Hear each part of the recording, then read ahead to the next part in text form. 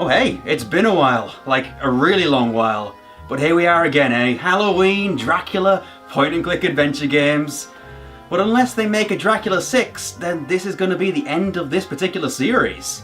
And hey, let it never be said that I don't finish what I start. Excuse me, what about us? We're unfinished. Quiet you. Yeah, it doesn't matter, you take months to make videos anyway. Can't you just leave me alone and let me get on with what I need to do? Dracula 4 The Shadow of the Dragon and Dracula 5 The Blood Legacy were both developed by Collab Studio and published by Microids in 2013. If both games being released in the same year sounds strange, there is actually an explanation for this. That very same explanation is the reason why I'm reviewing both of them together as opposed to doing 4 this year and 5 next year. It'll all make sense in the fullness of time. You'll see.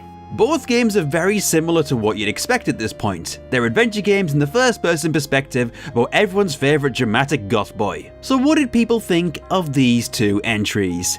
The answer is... oh dear, not great.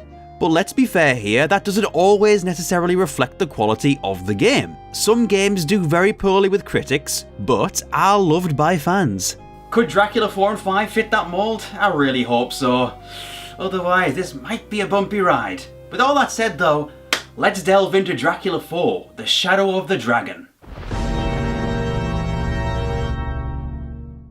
Dracula 4 begins with a cargo ship being beaten, tossed and thrown around during a violent storm. We are also shown a strange pseudo-gameplay sequence which ends with a shadowy being gently floating towards the camera. Oh, I'm already quaking in my booties. This spooky shared dream belonged to Ellen Cross, our new protagonist and an art restorer employed at the Metropolitan Museum of Art in New York. After waking up from her fully clothed couch nap, hey, we've all been there, Ellen is then informed of the tragic boat news and what it means for her job. Ellen, I know it's late, but something awful's happened. What happened? The cargo ship that was carrying Professor Vanbury's collection has disappeared into the sea. Ellen then rudely hangs up without saying a word, and we get treated to such beautiful newspapers as The Global Informer, The Daily Post, and The Art of Informing. I'd just like to point out the lowercase lettering on the titles of the last two. Oh, very authentic. But let's discuss one of the game's more serious elements. So as it turns out, Ellen has a rare blood disease which causes her fatigue, and the only drugs that help with this are about to cease production entirely. So at the start of the game, Ellen is staring death in the face as the counter ticks down and she runs out of medicine. It's an interesting and really tragic premise, and you'd be forgiven for thinking that this might make for some great drama. It kinda doesn't really, at all.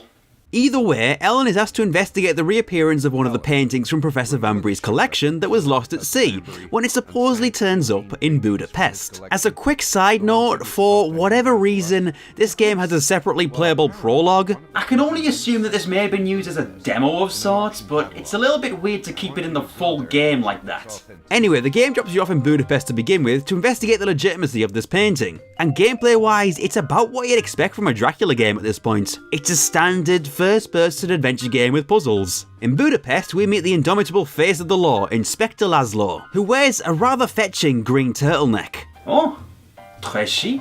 He's also the guy who caught the criminal dude who acquired the painting, called Friedlin, and inspecting said painting leads us to the conclusion that it is indeed absolutely legitimate. So, after boxing it up, affixing the seal, and placing it neatly in a nearby safe, that little task is fairly quickly wrapped up. But that's not all we have to do in Budapest. After all, there's the whole Friedlin affair, which raises quite a few questions. Why did he have this painting? What role does he have in this? And most importantly, how is Dracula involved? This stunt has your fingerprints all over it, mate. Just show yourself already, you spooky nerd. Upon repairing a tape of Friedlin babbling in his sleep, we hear a recording of the painting thief muttering about his master and the Prince of Exile. I knew it. After finding out a bit more about Friedlin from his file, it seems clear that we need to interrogate this individual to find out more. However, when we go to see Laszlo in the cells, he tells us some grave news. I'm afraid that you won't be able to talk to him. Friedlin has just died. What happened? Please try to show at least some sympathy. Good grief, Ellen. Like all you need is an ounce of empathy there, just a smidge, that's all. What's worse, Friedland died with a terrified expression on his face. Or perhaps he was just trying to stifle a yawn. It's pretty silly looking. Either way, Ellen is still incredibly flippant about the whole thing. Can't say that he'll be resting in peace. Ellen, no, you can't say that. At this point, all you really need to do is uncover a hidden message on the wall of the cell that was apparently written in soap, as well as do some photography. So we nab some pics of the yawning corpse and the hidden message to help with our investigation. And I guess we're investigating murders now, even though Ellen is an art restorer from New York. Apparently though, this is quite a bit too much excitement for Ellen, and this introduces one of the game's core mechanics. Although calling it a mechanic may be a little bit too generous. You see, Dracula 4 and 5 try to do something a little bit unique compared to the other games, by tying Ellen's blood disease into the actual gameplay as well as the narrative. You need to mix the drugs you've been given in a variety of ways which improve your health. This isn't really signposted very well, so mostly just shotgun a bunch of pills until Ellen feels better. Ellen basically needs to take pills whenever she exerts herself too much or if something spooky happens. She also has this excuse for not taking her meds sooner. I didn't take my medicine because I forget to with the jet lag. Surely she wouldn't forget that easily if it was that life-threatening for her, you know? Although maybe she forgets because you can just cure all your ails by shoving a bunch of fruit in your face as well. I guess an apple a day really does keep the doctor away. I mean, quite literally in this case. Anyway, after reporting your findings to the museum's director, he tells you to go to Whitby, which, being a northeastern UK person, is somewhere I've actually been to on a few occasions. I didn't get to meet Dracula, unfortunately, but buddy, if you're out there. Whitby is also where we find the late Professor Vanbury's manor, and where we meet Adam Stoker, the local himbo. I'm Adam Stoker. Welcome to Vanbury Manor. And if your ears perked up at the name Stoker, then give yourself a pat on the back because yes, he is indeed descended from Bram Stoker, the writer of Dracula. The interactions between the two are interesting because Adam and Ellen have quite an amicable relationship right off the bat. Thank you very much, Mr. Stoker. Call me Adam. All right, Adam. I'll settle down and look at the list of the paintings. Which is bound to go well later down the line. After Adam leaves to let you find your bearings in the house, the game throws you right into one of the series' staples. Puzzles in Gothic libraries. And I quite like what the game has to offer with this one. The atmosphere is okay for easing you in, and the whole thing of finding a specific reference number in different books is pretty neat. It also brings back the magnifying glass thing that I liked in Path of the Dragon, if only for one puzzle. A lot of what happens in this manor is definitely familiar ground for the series as well. Figuring out a mystery in a library, leading us to dark secrets in cemeteries, raiding old tombs and solving logic puzzles inside and such. We've come to expect all of this in the Dracula series though, we've seen this all before. The question we should be asking though is what makes this one different? What does this particular iteration of the game do to make it feel fresh and exciting? Unfortunately, the answer is not a lot, other than the strange health mechanic system which can be circumvented by raiding Adam's fruit bowl and shotgunning a load of pears. It's a real shame to say this, but something feels very off here. I don't expect things to be changed up much, but it's lacking a spark. That thrill of mystery or a looming threat that kept the first three games ticking away. The heart just doesn't seem in it here anymore. The original trilogy had some genuinely spooky moments as well, but here we just get doors closing and Ellen feeling a little bit fatigued. That's it. Maybe I'm speaking too soon. Maybe the later parts of the game have some good atmosphere and good scares for us. Maybe. Either way, after being locked in a vault beneath the house and escaping, we reconvene with Adam. Ellen? What on earth is going on here? I heard an explosion. I'm surprised he isn't a little bit more angry about the fact we blew a hole in his bedroom wall with a literal homemade bomb. Though in fairness, the explosion was a little bit like this. Oh, it's kind of adorable, really. Also, if you're picking up any sort of sexual tension between Adam and Ellen, oh yeah, it's there. But let's not get ahead of ourselves right now. Let's take a little look back at what we learn in the manor and the vault. You see, Professor Vanbury inherited a portrait of Dracula that he was unable to get rid of, and so he shipped it with the other paintings in the collection. You know, the painting collection which... yeah. This particular painting was done by a fellow called Kanaic, and so tracking it down seems to be our next course of action. But first, let's take a step back for a moment. Remember the vault? Well, this is where the game first ties itself into the lore established in Dracula 3. I initially believed that 4 and 5 were basically a separate continuity to the other games, but looking further into it, it seems like there are a few hints towards the third game here. There are items and even wax cylinder recordings which are present in both games. It turns out that Vanbury is the direct descendant of the guy in the recording, and a bit of a vampire hunter to boot. But let's move on. We are then led to Istanbul using a coded message we found in Friedland's file back in Budapest. I would have mentioned it earlier, but I decided to go with the yawning thing instead. That was funnier. In Budapest, we end up tracking someone down whose name is the modern equivalent of Kanaic and is perhaps a direct descendant of the painter himself. And his name? Yannick. No, that doesn't quite sound right, does it? Yannick, in tradition with the characters whose names begin with Jan in the Dracula series, is an incredibly shady individual. Unfortunately, I don't have time to show it to you this evening. I was getting ready to leave. I'm expected. Remember Janos? I missed that rascal. These ruins are impressive, aren't they? The difference with Yannick, though, is that he also has a fez. Oh, he's definitely shady. Only untrustworthy immortals wear fezzes. And so, the most logical course of action is to break into his house during the night, mess with his paintings, play with his puppet show, and then break into his attic. I am, of course, paraphrasing a bit, but we do technically have 2 games to get through tonight. Technically. And well, it turns out that Yannick is mixed up with the missing Vanbury paintings after all, and we just need to check if he has the supposedly terrifying Dracula portrait that Vanbury tried to get rid of. And, in the attic, we're able to find a painting safely encased and ready for the taking. Could this be what we're looking for? It doesn't matter, we're taking it anyway. Also, in a twist that should shock absolutely nobody, it turns out that Yannick has indeed killed someone. Because there's a corpse up here. Of course. Yannick! No, it's just not the same. I miss Janos. Yannick ends up coming home while Ellen is still in there, and she escapes through the window, taking the painting back to the hotel. And we open it by solving an insultingly simple puzzle. Seriously, Yannick, you can't just lock up a priceless spooky painting with a puzzle intended for babies. Come on, dude. Either way, this is what happens after we unlock it.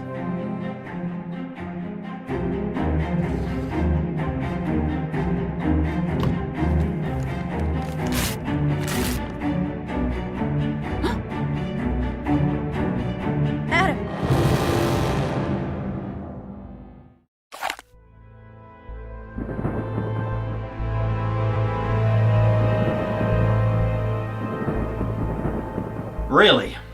Like, that's it. That's all we get. A painting of Adam as a vampire followed by the sound of a trumpet blowing its nose. And Ellen just shouts, Adam, like he accidentally broke a mug or something. Like, that's really how it ends. Adam! Then it just spits you out into this screen and, yup, it's over. That's it. That's Dracula 4. That's the whole game. Thanks for playing. Get lost. I can't imagine how ripped off I would have felt if I bought this back in 2013. What an absolute shambles. This isn't a full game by any means. And I'm not saying that to be cynical. This literally isn't a full game. The reason I'm reviewing 4 and 5 together is because it's essentially one full game cynically split into 2 shorter halves. I know you can technically say this about Dracula 1 and 2 as well, but Dracula 1 wasn't this bad. Back then it also might have been a limitation of the console, remember it was on PS1. But we're not on a 32-bit console here. If they'd at least gone for an episodic model, this would have made more sense, but these are billed as 2 separate games. But it gets better. Oh boy, does it get better. Let's continue the story with Dracula 5, The Blood Legacy.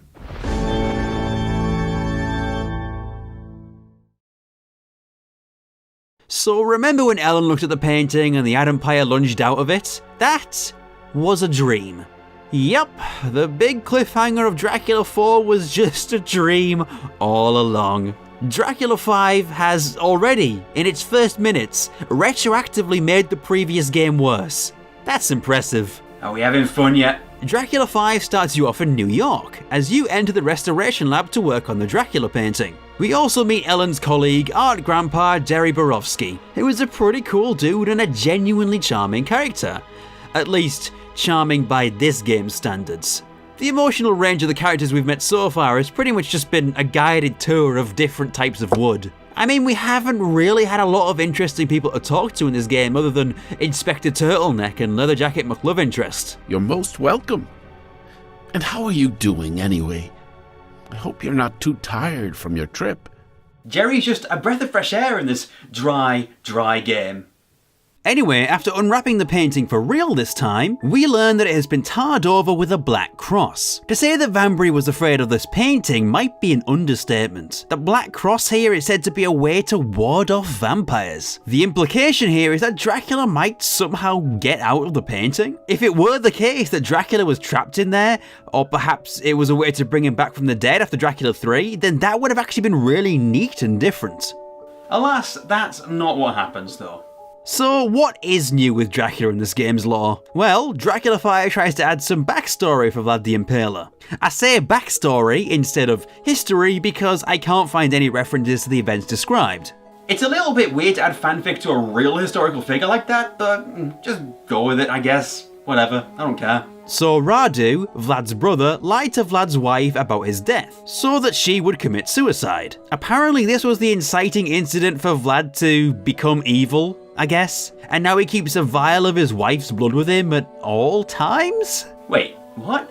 If there's one thing that these Dracula games borrow from other horror series, it's constantly adding new rules and backstory changes. The puzzles in this segment include analysing the tar from the painting, then mixing a solvent to get rid of it without actually harming the painting. It's pretty basic inventory puzzle stuff, but I don't hate it, it's just kind of there. Having restored the painting, we can finally see Dracula in all his handsome gothic glory. And this iteration of Dracula is a little bit less feral looking than the last one. It's a classic charming Dracula, and probably the most human looking of the series as well.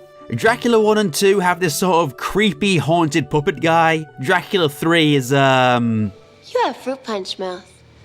What? But Dracula 4 and 5? Yeah, I can see this dude being a seductive vampire type actually. Ellen then puts the painting safely away in storage, covers it, and learns that Adam has apparently been trying to contact her. Because he's in New York. Wait, he followed us all the way from England?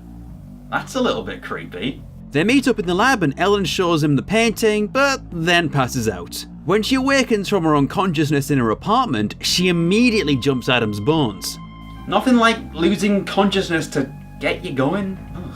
That's, yeah, well, make sure you got protection, kids. And I don't just mean a string of garlic cloves to ward off vampires. When Ellen wakes up the following morning, though, Adam isn't there. Oh, typical. Another missing gentleman is Dracula, because the painting is now gone as well. Who could possibly have done such a thing? Oh, it was Adam. We passed out when Adam took it. This is why you take your time with relationships. One moment you're making googly eyes at a handsome bloke, and the next thing you know you've boned an art thief. In the meantime, a librarian leaves a message for Jerry regarding a poem called The Shadow of the Dragon, which is the title of the 4th game, not the 5th. I feel like that's further evidence that this was always meant to be one game. The poem tells of a secret society formed by Dracula's brother Radu, created with the express purpose of getting revenge on Vladdy Dearest. Well, he's immortal and hot now. How'd that work out for you? Then we head back to the apartment, where we need to pick out some key parts from the poem in order to figure out where to go next. As it turns out, the place to be is Istanbul once again. Oh, but then we get a phone call from a mysterious woman who tells us that Jerry is dead. You're not safe. Your friend Jerry was found dead in his apartment. Hold on, already? A quick call to Jerry confirms that this is indeed the case when a policeman picks up and confirms it. Wow. I know I like to joke about characters in horror games that I like being killed off, but this is like a whole new world record, isn't it? Rest in peace, Jerry Borowski, Art Grandpa. We didn't really know you, but you won't be forgotten. But let's get back to the woman on the phone. Does she look familiar to you? Because she might, if you watched last year's video. I can't confirm this, but I believe she's intended to be Dr. Maria Florescu from Dracula 3. Her face shape is similar and the coin brooch thing is the same design in both games. And it sounds like she's continuing her role of being cryptic and vaguely helpful but also working for Dracula.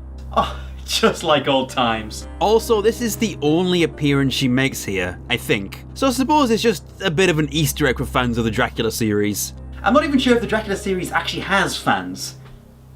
It's probably just me, isn't it? Apparently Dracky Boy wants the painting back. He must be fond of it. Anyhow, it's turkey time as you head once again back to Istanbul. However, it's not immediately clear what we need to find here, so maybe this guy at the ticket office can assist us. Janos! Okay, so it's never explicitly stated here either, but this guy pretty clearly has the same face as Janos Peckmester, one of the major villains from Dracula 3. Remember that the ending of that game implies that he becomes a vampire like Maria. And oh boy, I'm so glad to see Janos. Though he must be down on his luck now. I mean, having to work a crappy tourism spot to get by? The economy gets to us all in the end. This segment of the game even has you distracting poor Janos so he can steal his keys. Yeah, that's what you get for all you put me through in Dracula 3. A lonely minimum wage job and stolen keys. Take that, Janos. This all leads to a puzzle where you guide a boat through the mists using a compass. Interestingly, this puzzle is very similar to one from Escape from Monkey Island. There's a bit in that game where you guide a raft through a misty bog using a compass. It's kind of uncanny. Either way, this is an okay puzzle. I've seen better and I've seen worse. All in this series, honestly. Eventually, the boat takes you to a hidden part of the museum where we can take a flail? I don't think I've ever played an adventure game with a flail in it. Oh, thank you, Dracula 5. Take that, museum window. Go to hell, display case. Oh, this is fun. Believe it or not though, there is a reason for such wanton violence. In these display cases, you can find the journal of Father Arno Moriani. I'm Father Arno Moriani. Father Arno Moriani. Father Arno Moriani. Who, if you'll cast your mind back, was the protagonist of Dracula 3, as well as some information on Operation D, which was referred to in the game's final cutscene. There's also a missing knife here, which can supposedly hurt Dracula, which totally won't be brought up later. But mostly there's just a few Dracula 3 references. Which I actually really appreciate. When I think back, I have a lot of fond memories from Dracula 3, even if I had a few reservations about it. This part of the museum contains a family tree for Radu in addition to this, which suggests that Bram Stoker and by extension Adam are descended from the same bloodline as Dracula. It's a bit of a weird plot thread to go with, but I'm fine with it. Not that we can observe a lot there for long, because guess who's back and up to his old tricks? You shouldn't have come all the way here. Nolan gets away with breaking into the shadow section. Janos! Oh, I missed this. Ah, it feels good to have him back, even for a little while. Even if the game never refers to him by name. Janos is such a slimeball that I can't help but love him and his antics in these games. Unfortunately, this'll be the last time we ever see him. If Dracula 6 ever happens, I really hope Janos is in it. Instead of having a segment where we escape a sewer, we instead cut to Ellen recovering from her injuries in a hospital bed, and getting a little angry because Adam is sending flowers to her. After her recovery, Ellen's only lead now is Yannick, who, as we all know, is ever so slightly a murderer. Just a little bit murderous, you know, a smidge of killing. After entering Yannick's studio again, we have to solve the puppet puzzle we solved before a second time. It is slightly different, but it's mostly the same, which feels very lazy. I mean, these games are light on content enough as is, without reusing puzzles. Either way, this time a secret door opens for some reason, where we once again meet Yannick. The painter's role now is one of exposition as opposed to threat, although he does do this.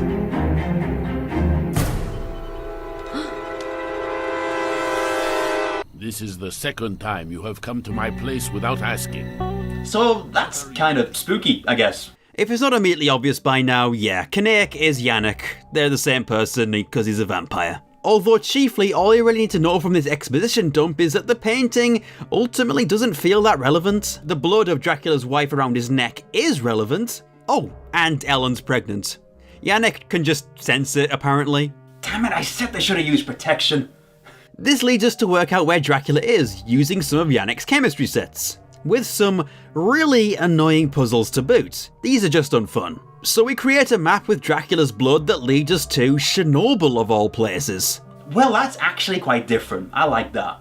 I found this particular segment of the game to be really damn interesting because of this. There's radiation around you, so you have to use a Geiger counter, there's that eerie abandoned feeling, and the music is downright haunting.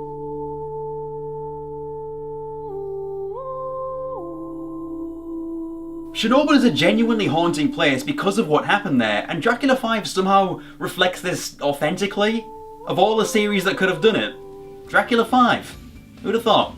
Oh, but I should also mention that Dracula has a new spooky place beneath it all, of course. We can't not have one of those. How many does he even have now? There's the castle in Transylvania, the house at Carfax, the ruins at Vladiviste, and now this underground lair at Chernobyl?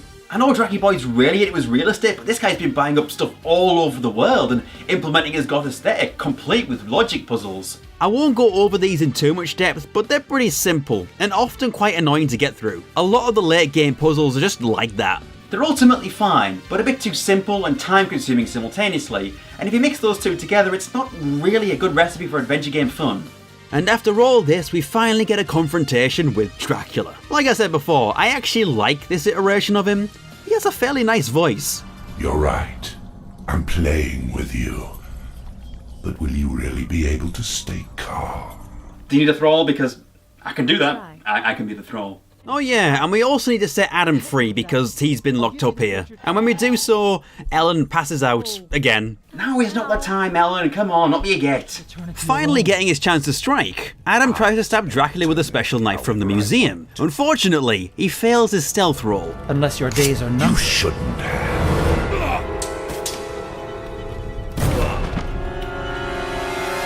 Oh my god, let's see that like 3 more times. I love it.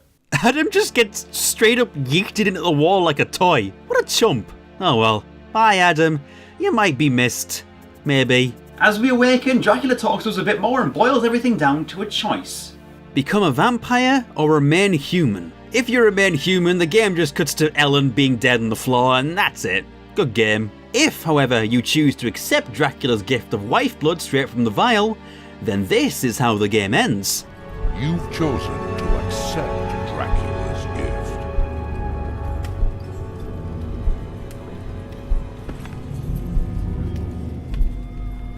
Your human existence comes to an end here. Your future, henceforth, belongs to darkness. And I suppose that the acceptance ending makes the most sense, what with Ellen's pregnancy and blood disease and all. I'm still not satisfied though. Not even another blow of the trumpet nose thingy makes it better. Both games literally end with the exact same thing essentially.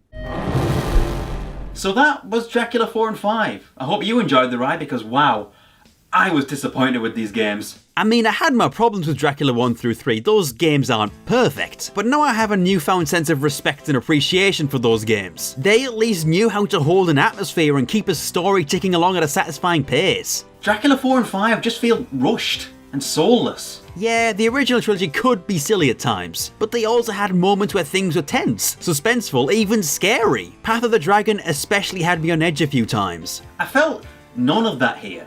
It's not a particularly great looking game either, outside of some okay environments. Everything else, ugh.